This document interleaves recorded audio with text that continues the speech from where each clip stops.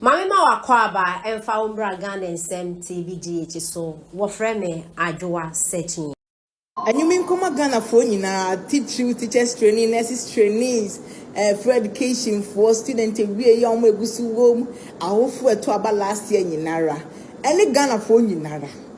Amemo padi e hwan na benya monsa kebio mahama memo idie emu ayedo amemo padi e hwan na benya monsa kebio mahama memo idie emu ayedo hiriba ado afomo ho mufansa amemo padi e hwan na benya monsa kebio mahama memo idie emu ayedo amemo padi e hwan na benya monsa kebio mahama memo idie Ghana ha unim sesenka madwen mafo do so ha madwen ma omo a adwene se ni gina hai ye do so wo man we mu a kadwo mahama ye muni din wo history book mu da ka kwa wenki e ka omo ma be di president ya ke mfa ni din ka ho nanke ya tu ni din entro nyina eja the kind of entro nyina ja anki ya nemu ni sa so madwen mafo no so ntino ene nyina onipa bi da so di NDC achi ya wo ha John Mahama beka akoko asem e de kire akuafo se akuafo anya bibia anya hwe kura no nye 600 o 65 million ko 70 million John Mahama on enu masem wasi akuafo mukoko no ya ntokora no nye 65 million ya wo ha president mu ase panini a bible aka se wo nkwana eye duoson abroso a na eduo wotwe na o sa beto ne nsa de afrew Papa John Mahama ne nam 60 something years timi hwe Ghana man nyina nim di akohwi fantefo kasa akohwi a entro de kire mpani ne nkwala amadwen mafo 20 omonso je na asemudi John Mahama shebo 770 hwanhwani ebo shenko a John ne nyankopon kro boy ebe wi ase kro be hye sa abon ono ne boshe ebeduru dia wo hye yi John okan ya ka so be me de apapon ponchia na pampemu bon na de be ye aduane ama ayi school for o se apapon nam be mu makudwem eni empusu emutu fufuo ni empusu mankwale boje so ye John muntimi nyenti watu tonkwara na to atwene aye ni day by day night by night day by day na sana kufu ado ye day by day no obi ti kumase no anya nkana na awosu nkodi no na esa afi no ma me ko ha dan e won nkran wonim nkran dan bo John enye esa awu enye Ghana fo sa awu na mpanimfo wo fie ni bia na wo nwura mu enye esa awu ni yenua ni wo ye nyina yenua na wo ye papa no ye bibi anan kwaya wode ye fa so no enye o ti 2028 pa no edi asem pa na NDC fo mbesaka besa bi di akohwie ni bi mu na ya na meka mese badwen mafo ni swa o men ya ma betomu badwen mafo ni swa senti na bible ka se mini suo ti se epoa ka me suo ma me ma se na yo man Ghana we no to do no ade anya dwuma ti wika eyezi wase eyeza enimrem di akohwie to tonkwara na to atwene basa wa feel wom kakranzo e konso ayu bi ade because of bosha akwashe wom so obemu wom aduane edi nti adawroma Momo enu omo mali kokoni sa no mu mfensua de no ma dwene mu mi wai. Yesrawo. Yesrawo pa momo enu omo mali kokoni omo ga binsi gobeno a omo adwene mu mi mai. Ya pa wo chawa wadawroma. Bidu Now you win so was shading Katia. Utia ya Omero Shafo. Chief of Staff also now say. Chief of Staff also now say. So that is how the drama no ebeye. And well, I wish I said Katia, I wish him well. I wish Julius Debra. I wish them Chief of Staff. I wish all of them well. Me a very disciplined politician. I'm very honest and straightforward. So I wish all of them well. But now if you look at the calculation, you bet me Haruna Idrisu. Obenya Huadana Pa. Haruna Idrisu. Yeah. I'm the number running meet. And I'm saying, Wamumi no between us Nunkatia and Jolos Debrano. You bet me Haruna Idrisu as the running meeting. A bit boost to Wahuadane. Media dia no matrufo bi bo hwere maguma so mu kire se omienu di obenya bia be fa no as running mate. Well, I don't know, but I'm just making I say me a political prophet. So you have that situation. Then you have the initial tribes and also balance it. What you see. So it is not going to be a simple competition. Somebody will say, it's you fiasem. Can dear? But you know, Obio name in life, they are very principled. So Fabian mechano as it is. So I say, I wish all of them well. But I think Nemesre send a mechano MPP for Muno. I've been in mechano NDC. Moon to Tomo home. Moon diate. MPP no okachira oma obon bi say 10 cents of Baumia, 10 cents of Canada Japan, 10 cents of Bray Champo, 10 cents of it doesn't make any sense. It does not. Nyansa bieni. Why? Because munipa na mo be kon bakumu na be ba bedi anim. And of course I know so Dr. Baumia na belidi. But nyansa obeka say Bray Champo 10 cents Canada, Japan. It doesn't make sense at all. It doesn't. Now, we send this, you know, so make a chance. So what say, don't get your don't come out to say, Julius Debra.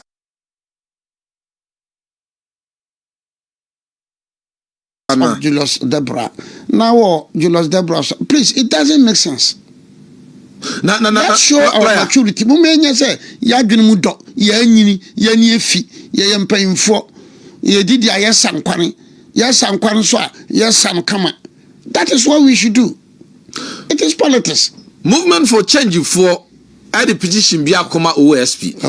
Dr. Baumia. Now, Ebinum say, I say, Uncle Fobi. Look, let's concentrate more. Okay, it is better we discuss the NPP and NDC and stop wasting our time on movement for change. It is better for us to use our precious hours to be discussing MPP and NDC, and we stop wasting our time on movement for change. Hey, movement too. It's not a political party. It's not a political party. And you know, the votes are Chadakuranya. Because I Chadakuranya, because the unknown figure in politics. Chadakura votes to Chanakajoa Lanchramate. But which serious political commentator be at the same say, now coming, there's a coming best 20 or 25 minutes. Now me Bible concentrating on movement for change.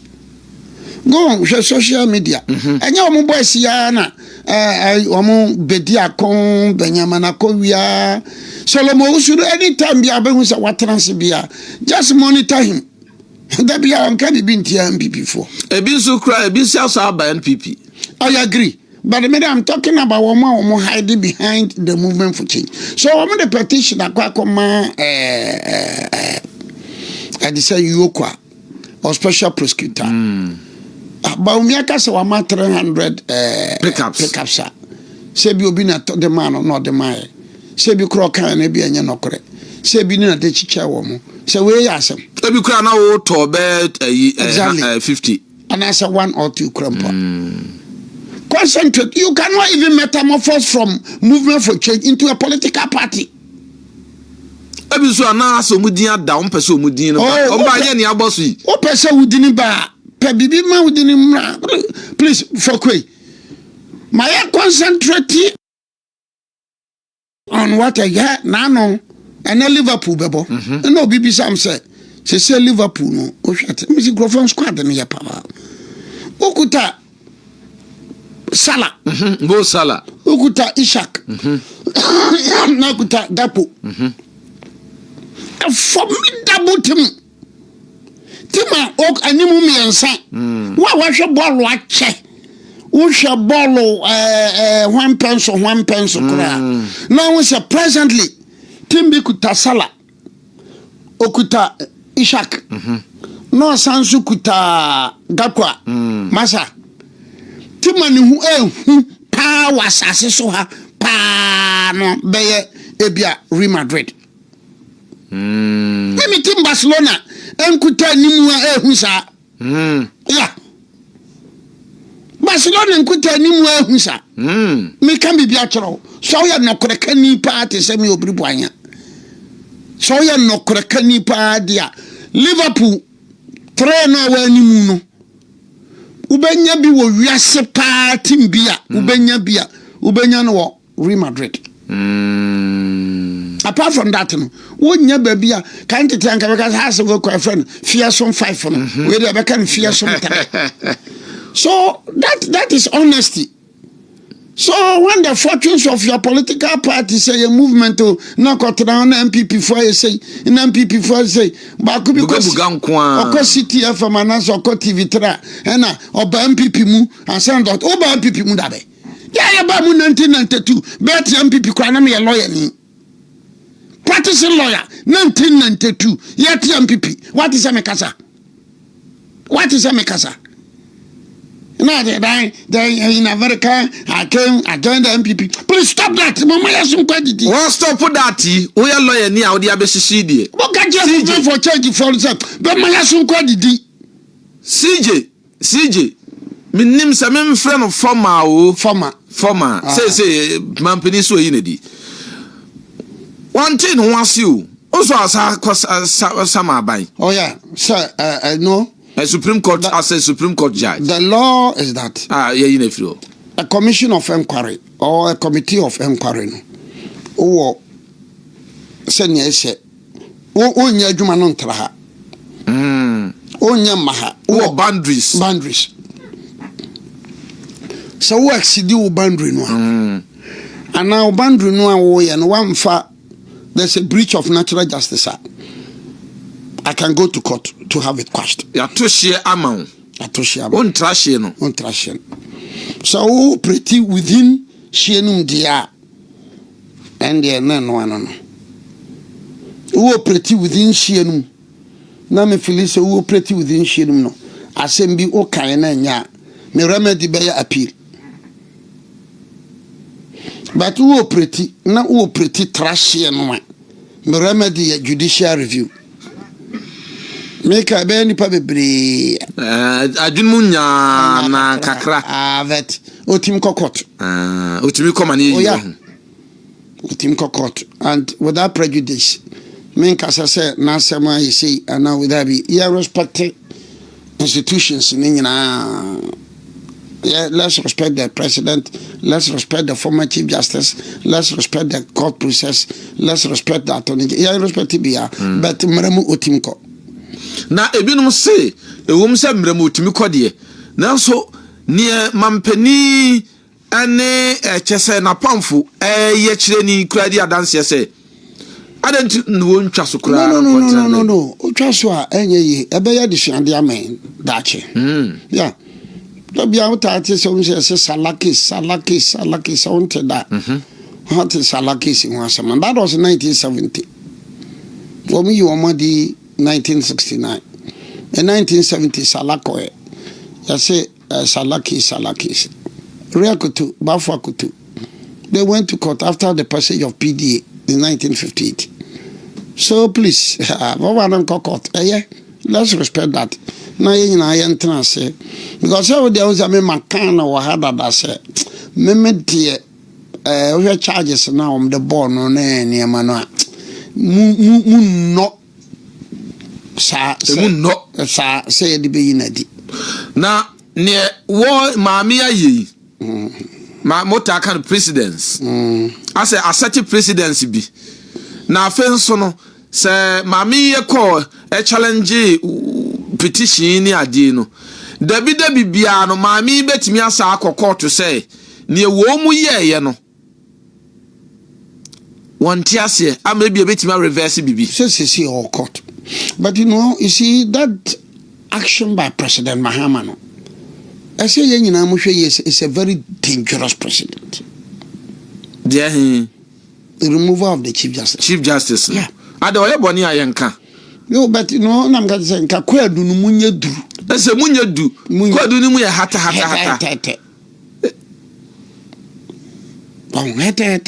Ebinum krase ase. Okay. Charlotte said, "Dear, I'm okay." I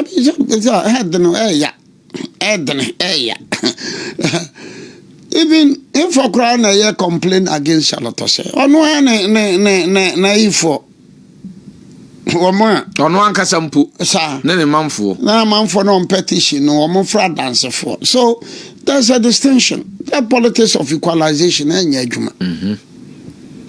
that politics of equalization, but say, Tony Eduna say, or Serena Copon say, and this Beko primaries, non tiase, no, co. I did no through. Well, Mrs. Mabon Paya say, Dr. Baumia Baba president, and son, I'm saying, I'm a Wamamiako. Senior Tony Edu say, I'm quoting from a senior Tony Edu. So, on per se, Nanibehu, Nasobetis NDC, or Moko primaries. And on your canon, they should settle on one person.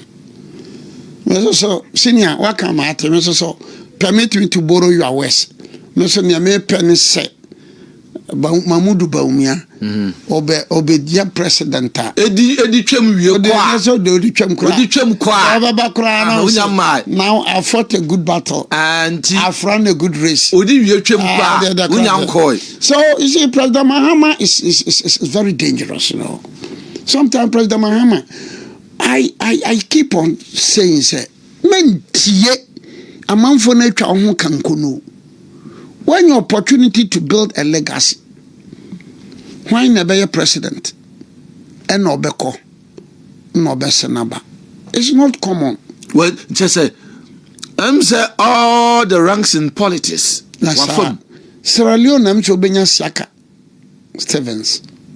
Is it Sierra Leone? Then in Nigeria, Obenya Buhari. Yeah, Buhari numkoye no sambaye. Then Olusegun so Basanjo. Yeah, also quiet. Now, Mr. President, the blessings then Yankopon de ma wona obetina akonwa no so no. Or the oba say be see the cathedral no man. Because against all odds, and I'll buy. Be see cathedral no man. Maybe some catch us a time is eluding you. Every single second there baby that time no elude. Na Bible chere say Woma Yankopon shomo so munye bibi ma anye. The curses go from generation to generation. But the blessings goes from generation to generation. But lawyer, sorry for butting in.